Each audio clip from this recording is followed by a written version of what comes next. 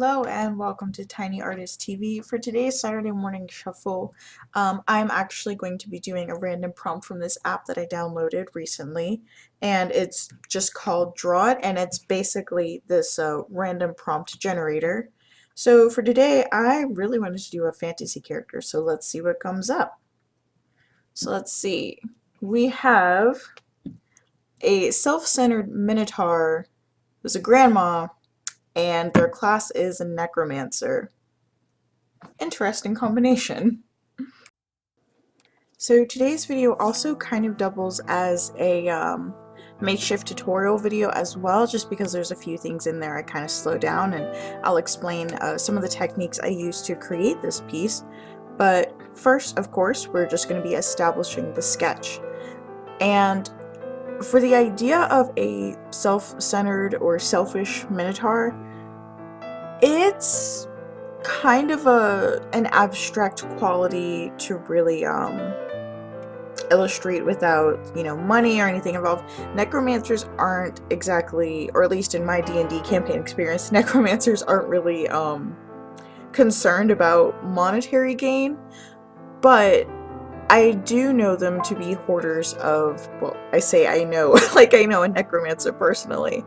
Maybe I do and don't know it. But anyway, they are a type of spellcasters, so they would be hoarders of knowledge and, of course, bodies for some of their experiments. One of the campaigns I did a few years ago, one of the necromancers was basically Dr. Frankenstein, and he would hoard bodies from different cultures and kind of piece them together. So I thought about placing her in this lab/library environment. And as much as I love the way this sketch turned out, but I didn't think it really encapsulated the prompt that I had gotten. So I end up scrapping it, and maybe I'll do something similar later. But to more fluidly illustrate the self-centered nature, I thought of kind of the way Smeagol is always hunched over his treasure. So that's the direction I went with this rude grandma minotaur. She's got this piece of treasure, and she's looking over her shoulder like we're interrupting her ritual or whatever she's doing with this mirror. And I kind of created a little bit of lore for this just because I thought it would flesh out the character a little bit more and help me establish what I wanted to put into this piece. So in my head, this mirror she has as a necromancer tells you when you're gonna die, or at least illustrates how you're gonna die. So in her pursuit of necrotic immortality, she close guards this mirror, and she is always looking for ways to best death, basically. So that's pretty much the backstory for this character. Another thing I wanted to mention is, because I'm going to be doing more Saturday morning shuffles with like fantasy type characters, I have no problem with anyone using these characters as inspiration, using the character art, just as long as you credit me. That's been kind of an issue in the art community lately. Not even the art community, because artists know better, but there's been a lot of like reposting without credit. And anyway, so if you do use this character in any of your campaigns, just please make sure to credit. But I have no problem you guys using these as inspiration for any of your NPCs or player characters even. So the first thing I do is I'm establishing my color palette. So I've got my sketch layer set to, I think I had originally done it as transparency, which I'll usually do if I've got a darker background, but I just set it to multiply so I can still see it, but again, it's not in the way. And my color layer, where I'm establishing all of my flats and bases and figuring out what kind of color scheme I want, of course that's all on the same layer, and I have it set to transparency again, just to make things easier to see as I'm setting up what I want, what elements I want for the piece itself.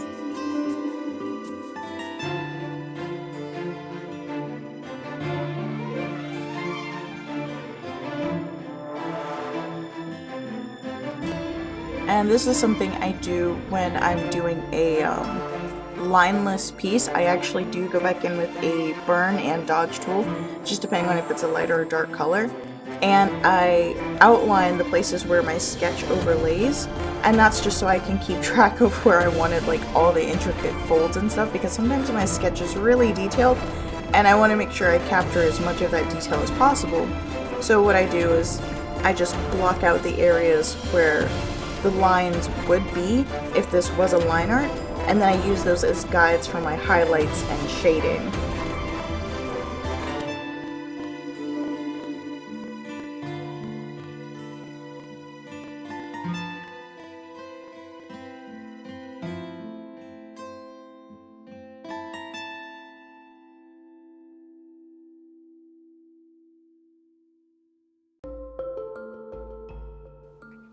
To start the coloring process for a lineless piece like this, I will very heavily alternate between the airbrush tool and the smudge tool.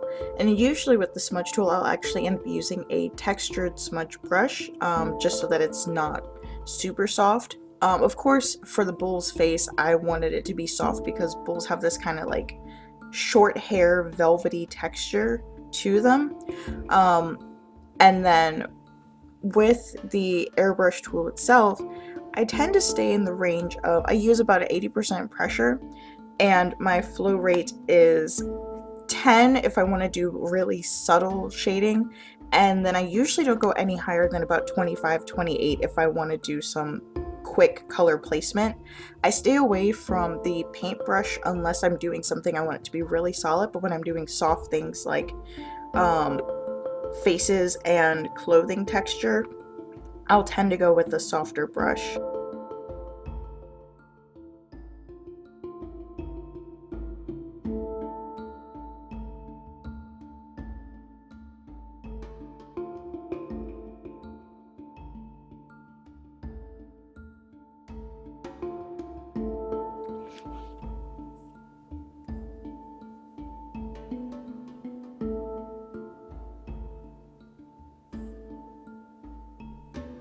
So when working on any lineless piece like this, I always really enjoy doing the eyes, just because eyes are so expressive and you can do so many things with them.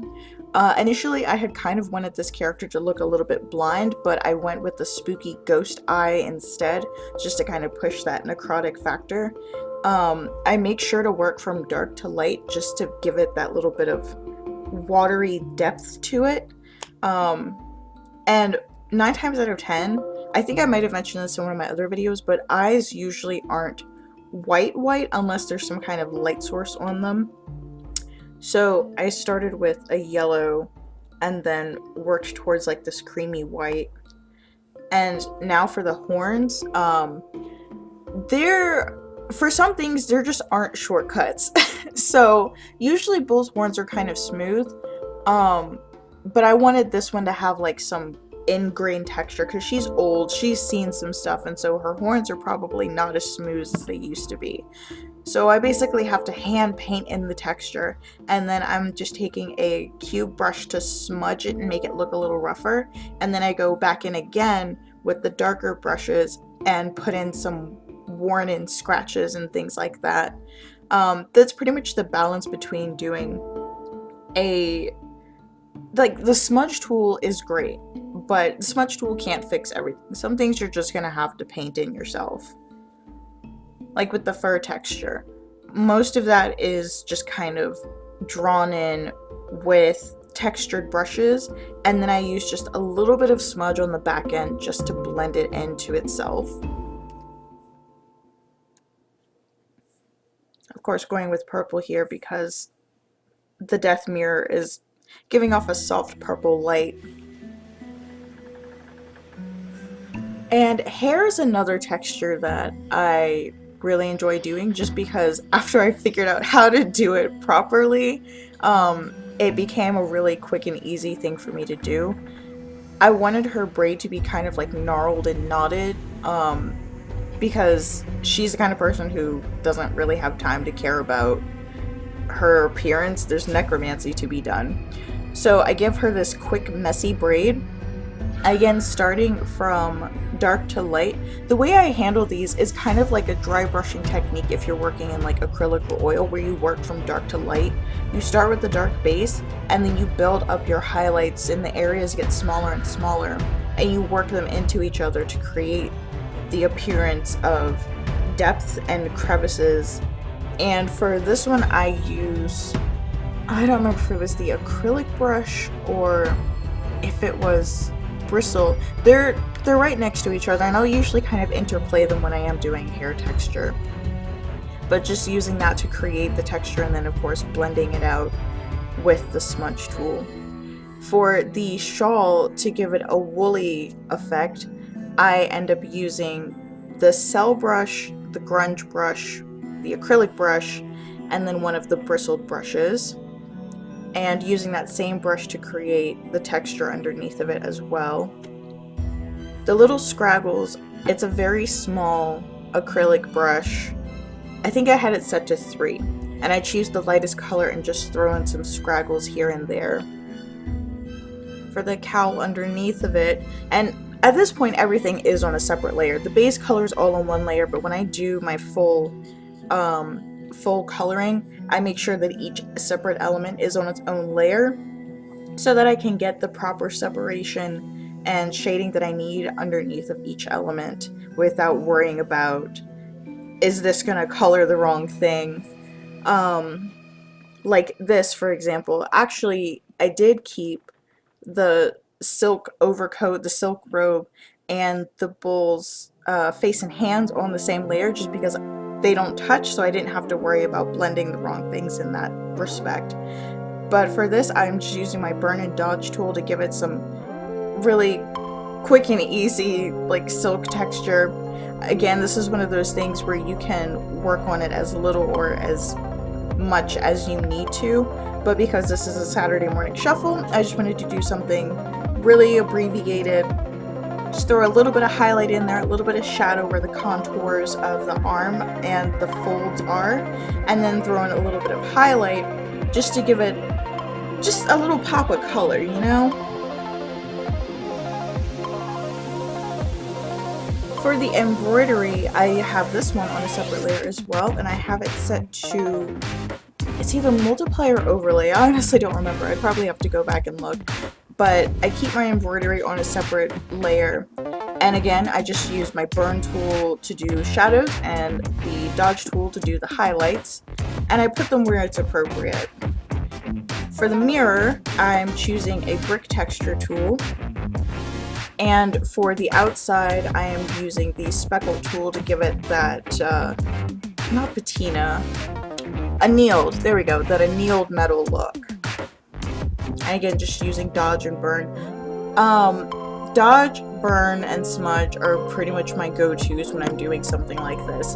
But then, of course, I do go back in and use a paintbrush and do detail work when I need to. But to get large coverage, just laying down your foundations, those are going to be your best friends, and then just going in and doing the work with the paintbrush is going to elevate it that much more. For the flames, I set it down with a purple airbrush, dodge and burn, smudge, and here we have our finished piece. I did lay a purple filter over it, and then I went back in and erased where I wanted the lights to be.